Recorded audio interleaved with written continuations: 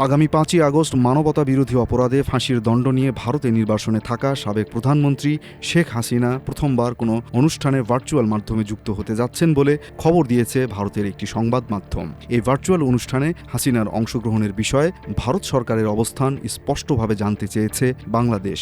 সোমবার পররাষ্ট্র মন্ত্রণালয়ে এক ব্রিফিংয়ে একথা জানান পররাষ্ট্র প্রতিমন্ত্রী শামা ওবায়েদ ইসলাম। তিনি বলেন, ভারতের ভূখণ্ড ব্যবহার করে শেখ হাসিনার প্রকাশ্য রাজনৈতিক কর্মকাণ্ড বাংলাদেশ ভারত সম্পর্কের ওপর নেতিবাচক প্রভাব ফেলতে পারে। এ বিষয়ে ভারতের অবস্থান পরিষ্কার হওয়া প্রয়োজন বলেও জানান তিনি। এদিকে প্রধানমন্ত্রীর পররাষ্ট্র বিষয়ক উপদেষ্টা হুমায়ুন কবিরের সঙ্গে ঢাকায় নিযুক্ত ভারতের হাই কমিশনার দীনেশ ত্রিবেদীর সৌজন্য সাক্ষাৎ অনুষ্ঠিত হয়েছে। সোমবার বিকেলে তেজগাঁওয়ে প্রধানমন্ত্রীর কার্যালয়ে এ সাক্ষাৎকালে শেখ হাসিনার সম্ভাব্য বক্তব্যকে ঘিরে উদ্বেগের কথা দিল্লির কাছে তুলে ধরে ঢাকা। এ বিষয়ে ভারতের সহযোগিতা প্রত্যাশা করা হয়েছে।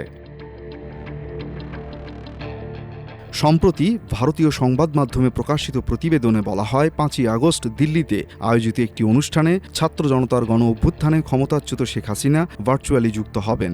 আয়োজকদের প্রকাশিত তথ্য অনুযায়ী ভার্চুয়াল সংবাদ সম্মেলন প্যানেলে আরও থাকছেন শেখ হাসিনার ছেলে সজীব ওয়াজেদ জয়, সাবেক শিক্ষামন্ত্রী মহিবুল হাসান চৌধুরী নওফেল, সাবেক কূটনীতিক আমিনুল হক পলাশ, বাংলাদেশ হিউম্যান রাইটস ওয়াচের মহাসচিব মোহাম্মদ আলী সিদ্দিক, বিশ্লেষক আবু ওবায়দা আরিন এবং শাহ মোহাম্মদ বখতিয়ার। এদিকে রাজনীতিতে যোগ দেওয়ার পর এই প্রথমবার শেখ হাসিনার সঙ্গে একই আন্তর্জাতিক ভার্চুয়াল প্ল্যাটফর্মে অংশ নিতে যাচ্ছেন সাকিব আল হাসান। ২০২৪ সালের দ্বাদশ জাতীয় সংসদ নির্বাচনে আওয়ামী লীগের প্রার্থী হিসেবে মাগুরা ১ আসন থেকে সংসদ সদস্য নির্বাচিত হয়েছিলেন তিনি। তবে ২০২৪ সালের ৫ই আগস্ট রাজনৈতিক পট পরিবর্তনের পর সংসদ বিলুপ্ত হলে তার সংসদ সদস্য পদও বিলুপ্ত হয়। রাজনৈতিক পরিবর্তনের পর দীর্ঘ সময় দেশের বাইরে অবস্থান করা সাকিব বিভিন্ন সময়ে আলোচনায় এলেও রাজনৈতিক বিষয়ে প্রকাশ্যে খুব কমই বক্তব্য দিয়েছেন। সেই প্রেক্ষাপটে শেখ হাসিনার সঙ্গে একই প্যানেলে তার অংশগ্রহণ নতুন করে রাজনৈতিক ও ক্রীড়াঙ্গনে আলোচনা তৈরি করেছে। সংবাদ সম্মেলনে বাংলাদেশের ক্ষমতাচ্যুত প্রধানমন্ত্রী শেখ হাসিনার দেশে ফেরার এবং তার ভবিষ্যৎ রাজনৈতিক দর্শনের ঘোষণা দেবেন বলে জানা গেছে। তবে তিনি সরাসরি উপস্থিত না হয়ে কেবল অডিওর মাধ্যমে যুক্ত থাকবেন বলে জানিয়েছে এফসিসি সাউথ এশিয়ার সভাপতি ডক্টর ওয়াইল আওয়াদ। ডক্টর আওয়াদ জানান, বাংলাদেশ আন্তর্জাতিক অপরাধ ট্রাইব্যুনালে দণ্ডপ্রাপ্ত হওয়া সত্ত্বেও মত প্রকাশের স্বাধীনতা ও নিরপেক্ষ সাংবাদিকতার অংশ হিসেবে সাবেক এই প্রধানমন্ত্রীকে বক্তব্য দেওয়ার সুযোগ দেওয়া হচ্ছে।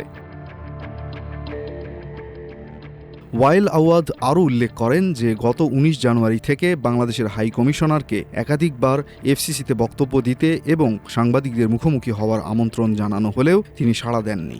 ভারতের সংসদীয় কমিটির রাজনৈতিক কর্মকাণ্ড বিষয়ে পর্যালোচনার বিষয়ে ক্লাবটি তাদের নিরপেক্ষ অবস্থান বজায় রাখছে এবং ভারত সরকারের পক্ষ থেকেও কোনো আপত্তি বা বাধা দেওয়া হয়নি বলেও তিনি জানান। ইন্ডিয়া টুডের এক প্রতিবেদনে নিশ্চিত করা হয়েছে যে নয়াদিল্লির মথুরা রোডের স্যার মার্ক টালি অডিটোরিয়ামে আগামী ৫ই আগস্ট সন্ধ্যা ৬টা থেকে ৭:৩০ পর্যন্ত এই সেশন আয়োজিত হবে এবং এতে বিশ্বজুড়ে সাংবাদিকদের প্রশ্ন করার সুযোগ থাকবে। উল্লেখ্য, ২০২৪ সালের ৫ই আগস্ট ছাত্র জনতার গণ অভ্যুত্থানের পর শেখ হাসিনা ভারতে চলে যান। পরবর্তীতে ২০২৬ সালের ফেব্রুয়ারিতে সাধারণ নির্বাচনের মাধ্যমে বিএনপি সরকারের অধীনে আওয়ামী লীগের বেশ কয়েকজন নেতার বিরুদ্ধে আইনি বিচার চলছে এবং দলটির রাজনৈতিক কর্মকাণ্ড নিষিদ্ধ রাখা হয়েছে। মাল্টিমিডিয়া ডেস্ক, আমার দেশ।